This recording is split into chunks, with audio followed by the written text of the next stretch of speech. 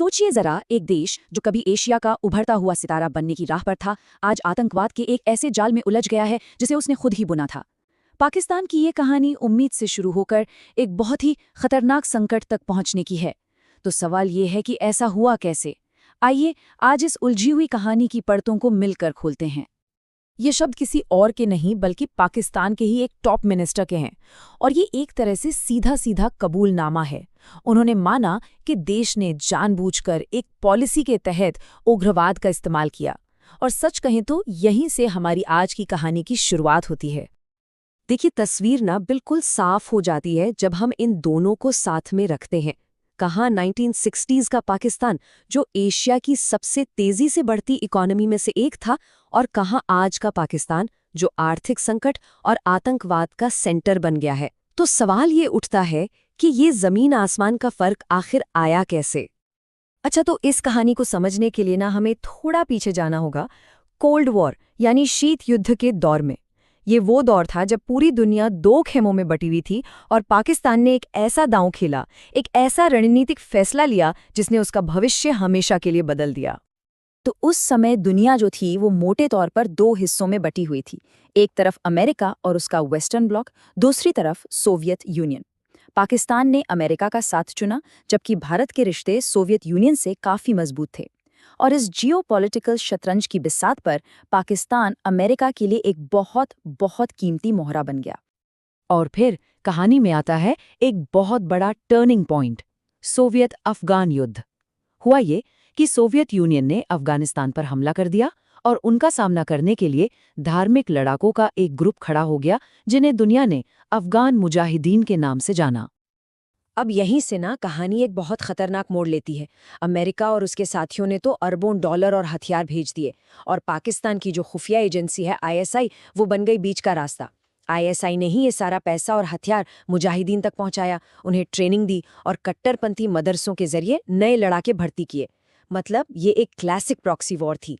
लड़ाई अमेरिका और Soviet union की, लेकिन लड़ी जा रही थी अफगानिस्तान की जमीन पर और लड़वा रहा था पाकिस्तान। तो हुआ ये कि जब सोवियत सेनाएं चली गईं, तो पाकिस्तान के पास अचानक से हजारों की तादाद में ट्रेंड हथियारबंद लड़ाके थे। अब सवाल ये था कि इनका क्या किया जाए, तो पाकिस्तान ने इन्हें एक नए दुश्मन की तरफ, एक नए टारगेट की तरफ मोड़ दिया। देखिए, भारत को लेकर ये सोच पाकिस्तान में पहले से ही थी, लेकिन अब फर्क ये था, सोवियत अफगान जंग के बाद उनके पास इस सोच को हकीकत में बदलने के लिए एक रेडीमेड फौज थी। और फिर जनरल जियाउल हक ने इस इरादे को एक बाकायदा पॉलिसी में बदल दिया, जिसे 1000 कट्स पॉलिसी भी कहते हैं। मकसद बिल्कुल साफ था, सीधी जंग तो जीत नहीं सकते, तो आतंकवाद के जरिए छोटे छोटे लगातार हमले करो और भारत को अंदर से खोखला करते रहो।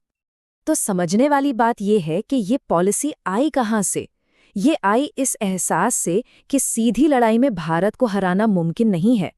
1965 और 1971 की जंग हारने के बाद उन्हें लगा कि आतंकवाद एक सस्ता और शायद ज्यादा असरदार तरीका है।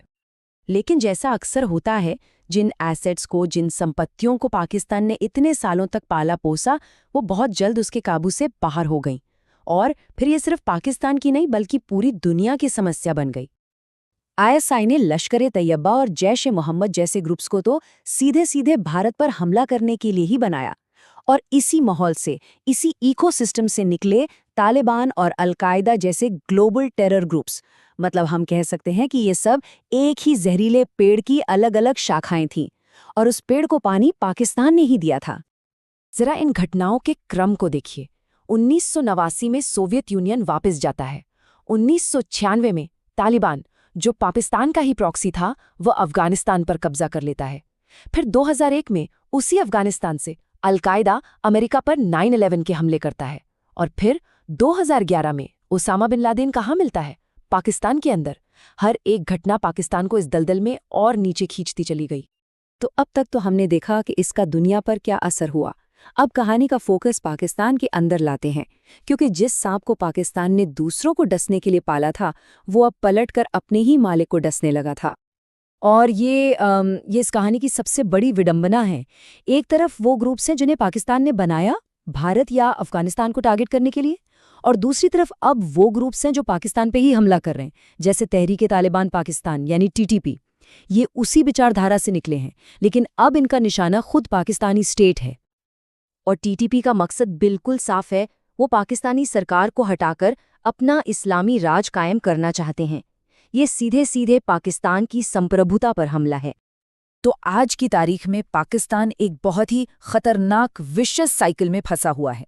एक ऐसा दुष्चक्र जहां आतंकवाद, पॉलिटिकल इंस्टेबिलिटी और सरकार पर फौज का कंट्रोल, ये सब एक दूसरे से जुड़े हुए हैं।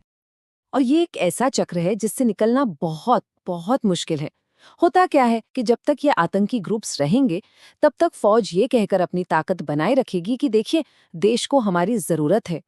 और इसी डर के माहौल में सेना राजनीति पर हावी रहती है और एक मजबूत डेमोक्रेसी कभी पनप ही नहीं पाती।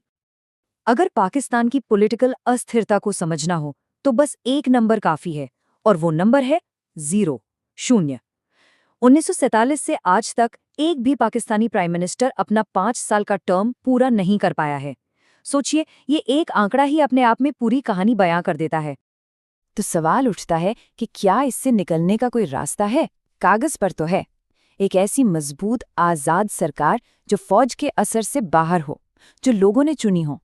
लेकिन असली चुनौती तो यही है कि ऐसी सरकार बनेगी कैसे, जब पूरा का पूरा सिस्टम ही इसे रोकने के लिए बनाया गया लगता है।